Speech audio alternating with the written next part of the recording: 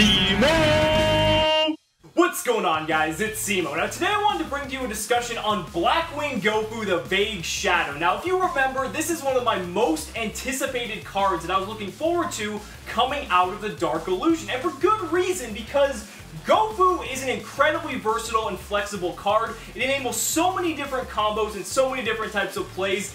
I love it. It's just fucking great, and it's just such a really cool card. But for those of you who don't know what this card is, Gofu is a dark level 5 Wing Beast Tuner effect monster with 0 attack and 0 defense.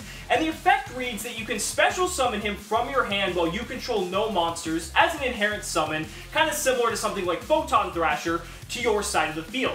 Then there's an optional effect that you can special summon 2 Vague Shadow tokens, which are just Dark Wing Beast level 1 0 attack 0 defense tokens to your side of the field. They don't really do a whole lot. They can't be used for a tribute or a synchro summon, which is kind of important because if you could, this card would be a lot better than it already is, and that kind of scares me to think that.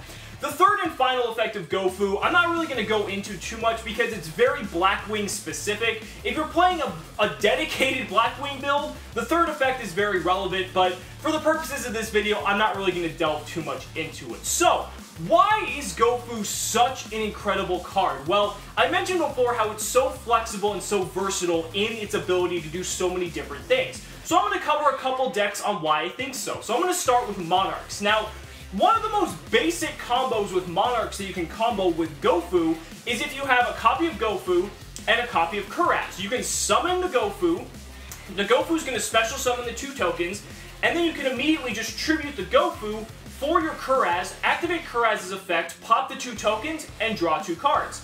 Now, why that's really good is because not only is it a +1, because you're converting the pseudo advantage of the tokens into actual card advantage by drawing cards, but it's also setting up a tribute summon Monarch for something like Aether or Escalation for any other Monarch in your hand to be able to just proceed further on your next turn, to be able to Erebus on your opponent's turn, or just do any other shenanigans like that. But that's just a basic bread and butter combo with Gofu. It gets fucking crazy when you get into stuff like Gofu and Brilliant Fusion and Kuraz, because you can end with a board of going +2, you have a Crystal Wing on your field, you have a Kuraz set up for tribute summoning, and you have a bunch of cards in hand on top of that. And that's just, again, that's just a bare minimum combo. You can even go further than that with comboing cards like Return of the Monarchs and all these other different types of things. And the reason that is because Gofu is a level 5 tuner, and why that's significant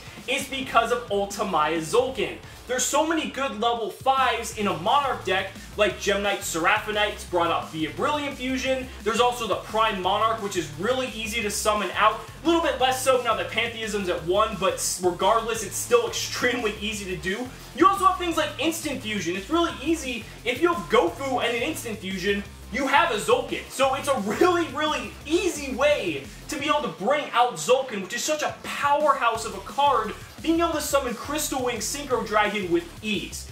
Now, that's just with Monarchs. I mean, Gofu just goes even further beyond that in a deck like Metalfoes, where it can shine even further, again, with the Zulken plays, but being able to convert those tokens that Gofu creates, as I call pseudo advantage, into real advantage, because the Metalfoes all have the ability that when they're in the Pendulum Zone, you pop the token, and then you're able to set a Metalfoes spell or trap from your deck to your side of the field.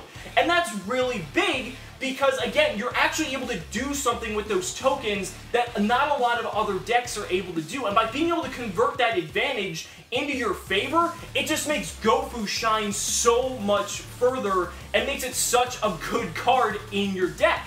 And it's so funny because if you take Zulken out of the equation, Gofu's showing up in decks like PK Fire as well, because not only is it a dark attribute, which is arguably the best attribute in the game because it has synergy with cards like Allure of Darkness, but you can summon your Gofu, play a Phantom Knight, and you now have an instant Psyframe Lord Omega, or really any level 8 Synchro that you desire.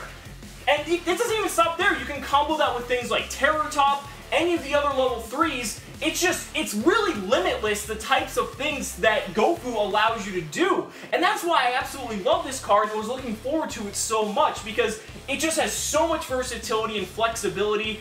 The only real downside of Gofu, aside from the fact it does need to cater to specific decks, is the fact that if you don't really kind of draw this card in your opening, it does kind of go down in terms of how significant and impactful the card can be. If you're drawing this in the mid to late game, and, you know, either both players are out of resources or the board is just flooded with cards, Gofu really isn't going to do a whole lot because you need to get that special summon off to make it really valuable.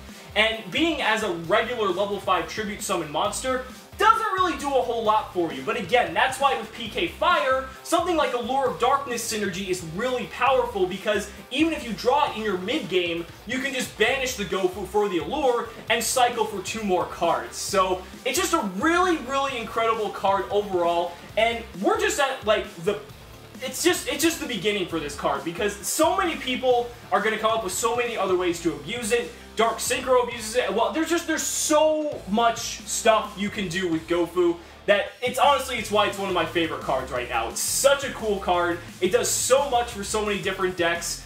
And yeah, that's really all there is to it. So let me know down in the comments what you guys think about Gofu the Vague Shadow. Let me know if you like it, if you hate it, if you wish it did something else more than it already does, because I think it already does a lot. Let's also remember, this card's a common, and that honestly still blows my fucking mind. So, as always, thank you guys so much for watching the video. Be sure to like, comment, and subscribe. We'll see you next time. Cimoooooooo!